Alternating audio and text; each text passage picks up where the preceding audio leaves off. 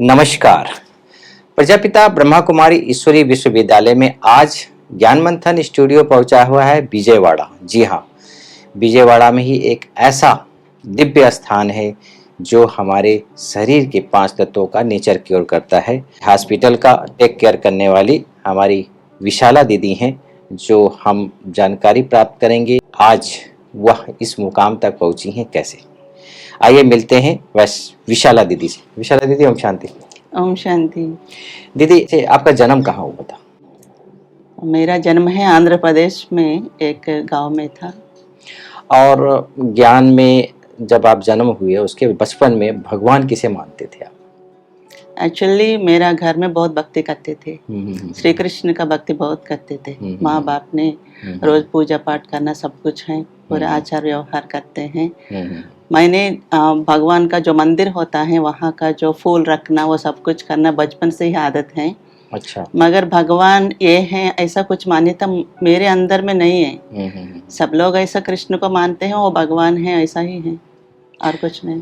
और पढ़ाई कहाँ तक की आपने? मैंने होम्योपैथी डॉक्टर डिग्री किया है। ओके। और पढ़ाई के दौरान आपका क्या लक्ष्य था? उस समय यूथ एज में एक एम होता है हर एक कन्याओं का कि हमें जो है फील्ड में उतरना है, कुछ सेवा करनी है। मन ऐसा चलता था, सेवा करने का बहुत शौक था।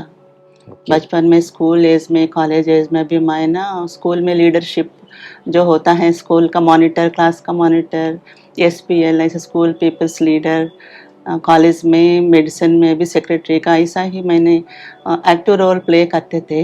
माना शुरू से ही मास्टर डिग्री आपने लिया है हर चीज में? ऐसा कुछ नहीं, जन का सेवा करना मुझे बहुत अच्छा लगता है। दीदी, आपको ज्ञान कब मिला? ज्ञान मुझे 94 में मिला था। दीदी, जब ज्ञान में आप आए तो उसमें कौन सा चीज आपको लग गया कि ये चाहे जो ज्ञान है ब्रह्मा कुमारी इसका बहुत अच्छा है, इसको हमको अपनाना चाहिए? कौन सा चीज लगा? एक्चुअली मुझे ना ज्ञान ऐसा 7 डेज कोर्स सुनने के बाद बाबा को पहचाना ऐसा कुछ नहीं। मुझे ज्ञान डायरेक्ट ऐसा मिला था, बाबा ने मुझे डायरेक्ट पकड़ा था। एक अजीब सा अनुभव था मेरे जीवन में, बाबा कैसे आए थे। जी जी जी। तो वो क्या था? क्या माना, मैंने होम्योपैथी का डिग्री पूरा होने के बाद प्रैक्टिस शुरू किया था।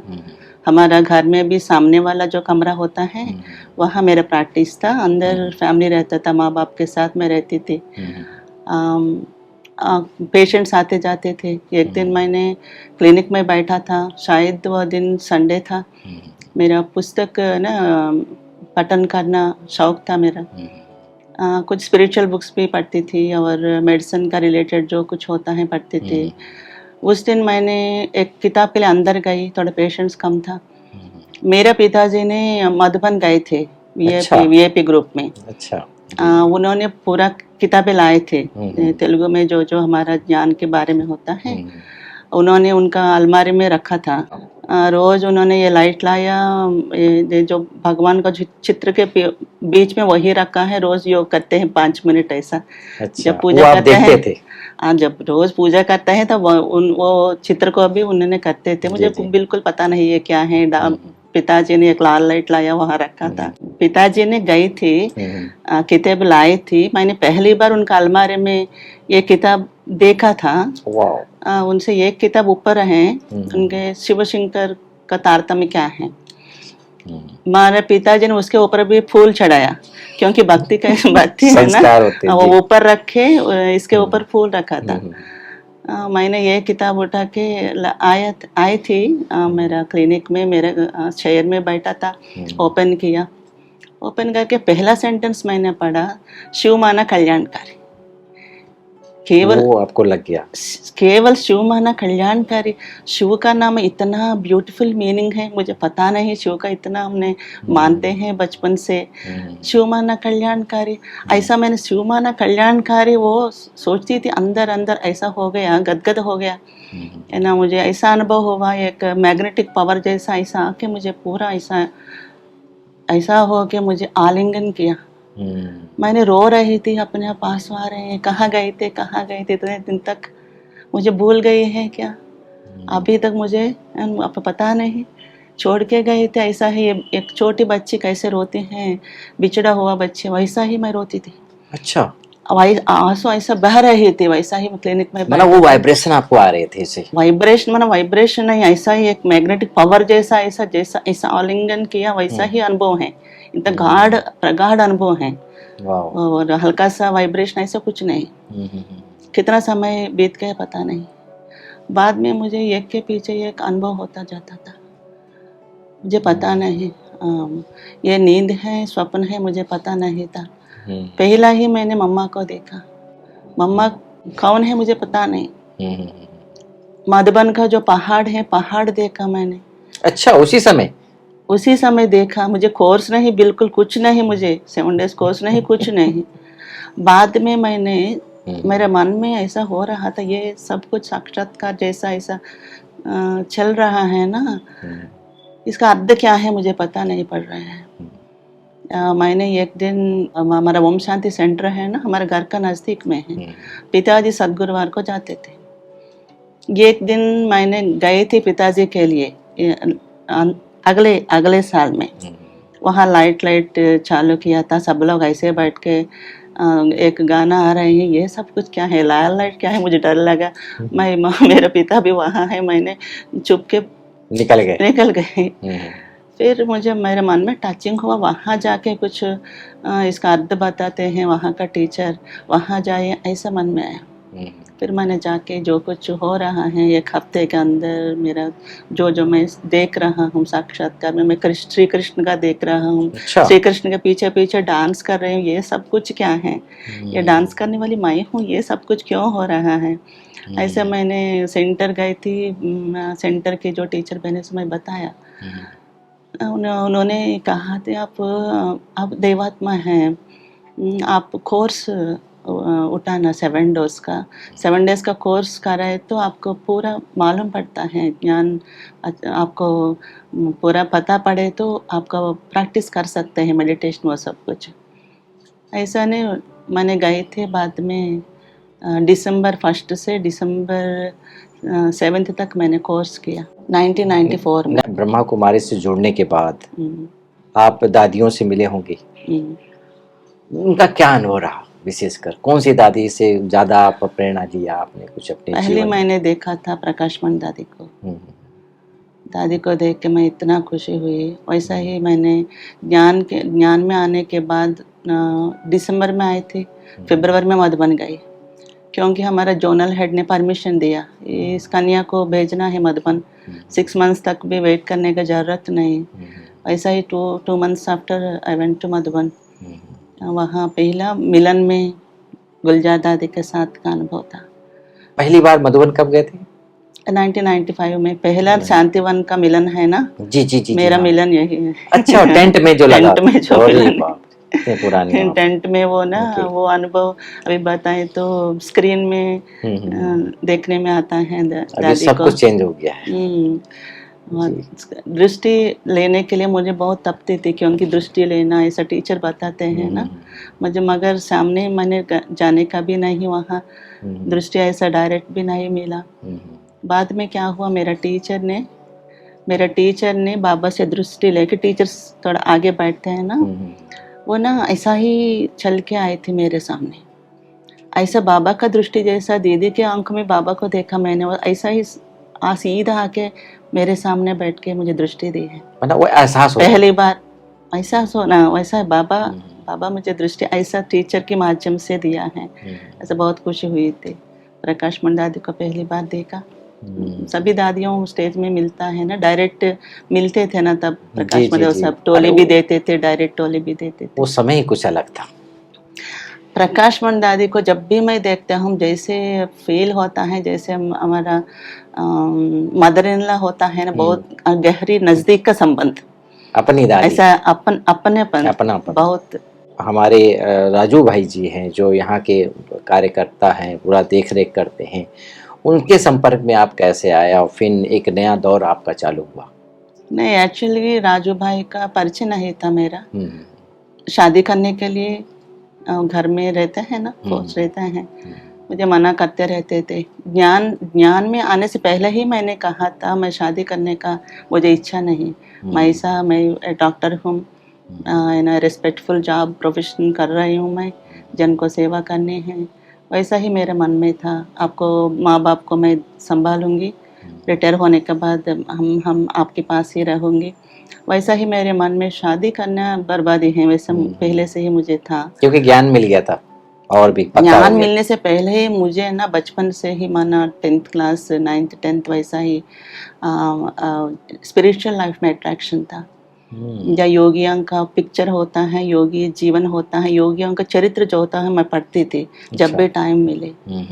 मुझे ऐसा ही ना भगवान के बारे में भी मैं सोचती थी, बाद में क्या होता है, जनन क्या है, मरण क्या है, ये कुछ क्वेश्चंस भी चलता रहते थे। मैंने कुछ स्पिरिचुअल लीडर्स का बुक्स भी पढ़ी थी, प्रैक्टिस भी किया था, क्रिया योगा, रेकी योगा, या सब कुछ मेडिटेशंस के बारे में भी मैं सीखा और प्रैक्टिस भी करते थे। राधा स्वामी सत्संग के बारे में भी पता था। वैसा ही चल रहा था है ना। बाद में ये हुआ था, शादी के लिए मेरे मन में कुछ नहीं। राजू भाई का जो मैरिज का जो प्रपोजल आया, प्रपोजल आने के बाद भी मेरे मन में कुछ नहीं है। मेरे सिस्टर ने कहा है, उन्हें वो योगी जैसा आत्मा है, मुझे पता है, उनको मैंने देखा है, कहीं स्पीच में देखा है स्टेज के ऊपर, आपको बहुत अच्छा मैच हो जाता है। अच्छा। आपको जैसा ज्ञान में आने के बाद की बात है। मतलब शुरू से वो स्पीकर रहे राजू सर। उनका सेवा ऐसा ही किया था, पूरा आंध्र प्रदेश में मैंने घूमते पब्लिक स्पीचेस मैंने सुना था कि उनके बारे में कि साइकिल में लाखों पीपल को उन्होंने वैसा ही जाके स्टेजेस में उनका स्पीचेस से ही अवेयरनेस दिया था। साइकिल में जाके मैंने आसपास का जो उनका गांव का आसपास का जो होता है ना, स्कूटर, साइकिल नहीं, स्कूटर के ऊपर जाके घर घर जाके फास्टिंग कराते थे। उनका सिम्टम्स हर रोज हर रोज मना पूछना पड़ता है ना कैसा है फास्टिंग में, वैसा ही घर घर जाते थे। टेक केयर करना एक प्रकार से घर में ही कराते थे, वो जाते थे। उसके बाद फिर मैच आने के बाद मैंने बाबा से कहा था, बाबा के पास सामने बैठ कर अमृत वेला, बाबा मैंने आपको वर लिया, मैं आपके पत्नी हूँ ऐसे समझ रही हूँ। ये आए थे, ये मैच आए थे, आप ही संभाल करना, आप ही फैसला करना, मेरे मन में शादी करने का बिल्कुल नहीं, वैसा कहे थे। बाद में कुछ पॉजिटिव माना क्या टचिंग्स आए थे मेरा राजू भाई का मैच आने के बाद। मेरा थोड़ा ऐसा पॉजिटिव ना कुछ सीन्स मैंने देखा था। राजू भाई को भी शादी करने का कुछ नहीं, मन में कुछ नहीं। मेरे बारे में कोई ने कहा ऐसा एक लड़की है, मेडिटेशन करते हैं, अच्छा घर का है, वैसा ही कुछ सुना है उन्होंने। फिर उन्होंने ट्राई किया बात करने के लिए, माना ऐसा ही एक परस्पर ऐसा ही बैठ के बात किया। डॉक्टर साहब में जो निष्काम उनका मन में जो है ना, पैसे के लालच नहीं, वो सब कुछ उन्होंने बताया। मैं एक पैसा भी माता पिता से नहीं लूँगी, मैं ज़मीन पर सोऊंगी, साइकिल पर स्कूटर पर घूमेंगी, ऐसा कुछ सिनेमा नहीं, बिल्कुल नहीं, ऐसा ही खाना पड़ता है। अच्छा। ये सब कुछ बताया मुझे। शादी करे तो पैसा बिल्कुल मेरे पास नहीं रहता, पैसा का मुझे लालच नहीं, माता पिता का प्रॉपर्टी भी मैं नहीं लेती हूँ। ऐसा ही नॉर्मल जैसा ही शादी होने के बाद होता वो बिल्कुल नहीं होता। ये सब कुछ आपका मंजूर है तो बताओ, बोले वैसा ही। मुझे अच्छा लगा, ऐसा वाला आदमी के साथ में रहे तो सहयोग मिलेगा, ऐसा मेरा भावना आई थी। क्योंकि घर में बहुत बंधन था, माता जी से बहुत बंधन था, मुरली भी चुप के मैं जाके सुन के आते थे, वैसा अच्छा। ही बहुत बंधन था। मधुबन माना कैसे गई थी बाबा को पता, मुझे पता बाबा को मिलने में। तो उस दौरान जो है मैं समझता हूँ कि बहुत बड़ा आपने पड़ाव पार किया है। और ऐसे भी कोई भी विघ्न आता है, चाहे मानसिक रूप से, शारीरिक रूप से या सामाजिक रूप से, उसको आप कैसे पार करती हैं? मुझे ज्ञान में चलने के बाद, शादी के बाद ऐसा विघ्न कोई नहीं आया मुझे। अच्छा। मेरे सास ससुर जो हैं, शादी के बाद उनके साथ लेके हम मधुबन गए। डॉक्टर साहब को पहले मेरे ब्रह्मा कुमारी से बिल्कुल पता नहीं, अब हम पता नहीं, मगर मैंने बात किया, दोनों में बात किया था, परस्पर पवित्र जीवन जीने का इच्छा है मुझे। डॉक्टर साहब ने कहा मेरे भी ऐसा जीवन अच्छा लगता है, अच्छा। चलो फॉलो करेंगे। वैसा ही शादी के पहले भी हम दोनों के बीच में बात हुई थी। ब्रह्मा कुमारी के वजह से ऐसा कुछ नहीं। वो जानते बाद नहीं थे में ब्रह्मा कुमारी वाले? जानते नहीं, बाद में अच्छा। जब मधुबन गए तब जब उन्हें तब थोड़ा जान के जानकारी हुआ कि ब्रह्मा हाँ, कुमारी ब्रह्मा संस्था कुमारी है। फॉलो कर रहे हैं ऐसा ही। और आपने सारा बताया भी, कोर्स भी बताया कराया। ना, वो सब कुछ हो गया। हम्म, मेरा सासू और ससुर भी घर आने के बाद सबको बाबा का संदेश देने का उनका मन में बहुत इच्छा थी।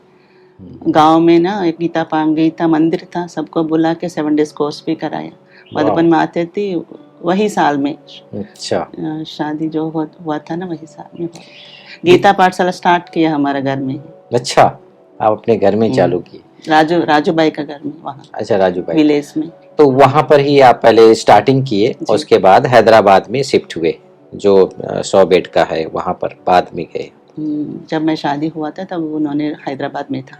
अच्छा, तो फिर अचानक ये लॉटरी मिली कि आपको विजयवाड़ा में यहाँ पर, यहाँ की जो लॉटरी ऐसा कुछ नहीं, उन्होंने बहुत कोशिश की। एक आश्रम रखने के लिए बहुत ने सलाह दिया था। ऐसा ही कितना साल आप घूमते थे एक जगह में आश्रम बनाना, तब लोग आपके पास आके फ़ायदा उठाएंगे। वैसा ही बड़ों ने सलाह दिया।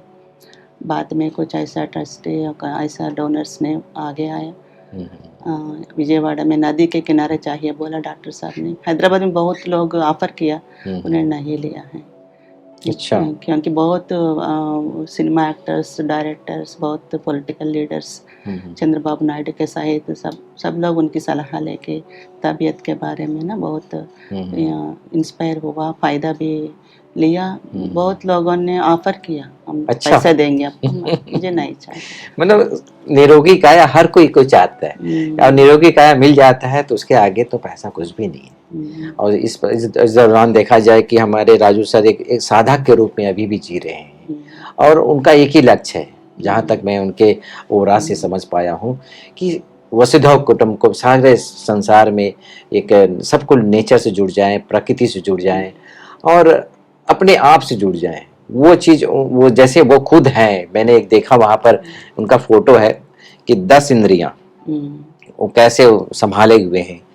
तो उनका बहुत अच्छी शुभकामनाएं हैं, और उसके साथ दीदी आपकी भी तपस्या है और काफ़ी लोगों की दुआएं जो है आपको है, और मैं समझता हूँ दुआओं का बल ही है जो आपने एक शब्द कहा कि कोई बिघन नहीं आए। दीदी आपकी हॉबी क्या है? माना पढ़ना। पढ़ाई ज़्यादा करती हैं? ज़्यादा माना ऐसा कुछ नहीं, पढ़ना शौक है। ओके, आपकी दिनचर्या क्या है? दिनचर्या माना अमृत वेले उठती है, 3:15 को उठती है मैं। बाद में स्नान करके, पानी पी के स्नान करके, जैसा राजू भाई ने बताते हैं ना, सुबह सुबह अंदर का क्लीन करना, स्नान करने, पानी पी के स्नान करने के बाद भी मैं योग में बैठती थी। कभी ऐसा डायरेक्ट नहीं बैठती थी। योग के बाद मुरली पहले से ही अर्ली मॉर्निंग मुरली पढ़ना मुझे आदत था। क्लास भी ऐसा ही सेट किया बाबा ने, जहाँ हम क्लास करते थे वहाँ अर्ली मॉर्निंग ही होते हैं। सुबह से ना 8 बजे 9 बजे तक मैं मौन में रहती थी ज़्यादातर। फ़ोन कॉल से उठाना, वो सब कुछ करना, लोगों से बात करना, घर में भी बात करना, मुझे आदत हो गई। सुबह मैंने ड्यूटी में आने तक भी मैं किसी से बात नहीं करती, मौन में रहती थी। जितना टाइम मिलता उतना समय मैं मौन में रहने के ही ज़्यादा पसंद करती हूँ। ज़्यादा बोलते नहीं, जितना चाहिए उतना है। आज की मुरली में भी था ये कि आपको साइलेंस में रह के साइंस के ऊपर विजय प्राप्त करना है, और वो आप खुद अपने एक प्रेरणा के आप स्रोत हैं कि जितना हम साइलेंस में रहते हैं उतना ही हम। अव्यक्त वाणी पर मुझे बहुत आप पढ़ती लगन रहती? था पहले से ही। अव्यक्त वाणी पढ़ने का और ना सेवा भी बाबा ने दिया था। जब मैं पहली बार मधुबन गई थी, वापस आते ही हमारा टीचर ने कहा है आपको हिंदी अच्छा आता है, आप अव्यक्त वाणी का क्लास आप कीजिए। संडे जाके अव्यक्त वाणी पढ़ती थी। अव्यक्त वाणी का जो गहराई होता है ना, मुझे इतना पसंद होता है, डूबी जाती हूँ इसमें। और एक करंट भी मिलता है उससे अच्छे, जो एक पॉइंट एक मिल जाता है तो उस पॉइंट में हम खो जाते हैं, तो बहुत अच्छा एक करंट मिलता है, एनर्जी मिलती है, तो हम सारा दिन वो एनर्जी काम करती है। दीदी जैसे कि आप दोनों बैलेंस कैसे रखती हैं, लौकिक अलौकिक का? बिल्कुल आसान मेरा जीवन जीना, ऐसा लौकिक अलग बैलेंस, नेचुरल नेचर मेरा। ये दीदी इतनी सरल भाषा का उपयोग करना और सरलता में जीना, ये आपको के अंदर कब से आई? नेचुरल नेचुरल आया। बिहेवियर है। ओके, आपकी फ्यूचर प्लान क्या है? ऐसा कुछ नहीं, हर दिन सफल करने का मैं प्लान करती हूँ। अपने समय, श्वास और संकल्पों को सफल करना है। बाबा जैसे बताते हैं वैसा ही, हर दिन इम्पोर्टेंट है, हर सेकंड इम्पोर्टेंट। हम्म। धारणा के ऊपर मैं बहुत ध्यान देती हूँ। मनसा वाचा कर्मणा जो बाबा बताते हैं ना, अलर्ट रहती हूँ हर समय। मैं समझता हूँ कि आपकी इस पूरी यात्रा में हमारे राजू सर का बहुत बड़ा योगदान है, उनका सहयोग है। बहुत सहयोग है। और उनकी वजह से ही मैंने इतना तक आई थी, क्योंकि शादी के बाद मैंने बंधन मुक्त हो गया, पहला नहीं। नहीं तो घर का बंधन था, माता पिता का बंधन था, अनेक बंधन। तो एक प्रकार से पवित्र मार्ग जो है टोटल मैं इनके साथ में फ्री रहती हूँ, कोई बंधन नहीं, हर विषय में वो सहयोग देते हैं। क्योंकि शुरू से ही उनका लक्ष्य रहा है कि भाई हमको भी इस फ्री रहना है, आप भी इस जीवन में, क्योंकि लक्ष्य आपने वही उनका है बनाया। ना, उनका स्वभाव ही इतना सरल है, हाँ, इतना तो सिंपल। ओरा देखने से ही पता चल बहुत जाता है। सिंपल मैन, जी जी दीदी। निरहंकारी। जी दीदी, चलते चलते हम आपसे यही अनुरोध करेंगे कि आप हमारे जो व्यूवर्स हैं उनके लिए कुछ ऐसी सलाह दें कि वो जीवन में ये चीज़ को अपना ले और उनका जीवन सफल हो जाए। ओम शांति। जो मैंने मेरा जीवन में अनुभव किया वो बहुत ही अच्छे अनुभव हैं, क्योंकि मैंने भगवान पर भरोसा रखा है, भगवान को प्यार किया है, भगवान को हाथ पकड़ा है। जो जीवन जीना है वो स्वच्छ जीवन जीने का लक्ष्य लिया है, सेवा करना, पवित्र रहना, और है ना जो देवी देवता माना, ऐसा ही लक्ष्य पहले से ही नहीं था, मगर एक प्योर जीवन जीने का लक्ष्य था। ऐसा जिनको लक्ष्य होता है उनको भगवान साथ रहते हैं। किसी को दुख नहीं देने का, सरल रहने का, सबसे मिलजुल कर मिलनसार रहने का, प्यार देना, कंपैशनेट होना, ऐसा जो अच्छे अच्छे स्पिरिचुअल धारणाएँ होता है वो हमारे जीवन में लाए तो हमारा जीवन बहुत कुछ न से बन जाएगा। ओम शांति। दोस्तों, आज आपने सुना कि कैसे हमारा ये जीवन सफल होगा। हमारे दिव्य प्रभावान व्यक्तित्व से निखरी हुई हमारी विशाला दीदी ने बहुत ही गहरे शब्दों से, बहुत ही सरल शब्दों से उन्होंने एक शब्द कहे, और वह है हम नेचुरल रहें और नेचर से जुड़ कर रहें। वर्तमान में जीना है और सदा खुश रहना है। एक ऐसे ही व्यक्तित्व के साथ फिर मिलते हैं एक नए समय पर, नए व्यक्तित्व के साथ। नमस्कार दीदी, ओम शांति। ओम शांति।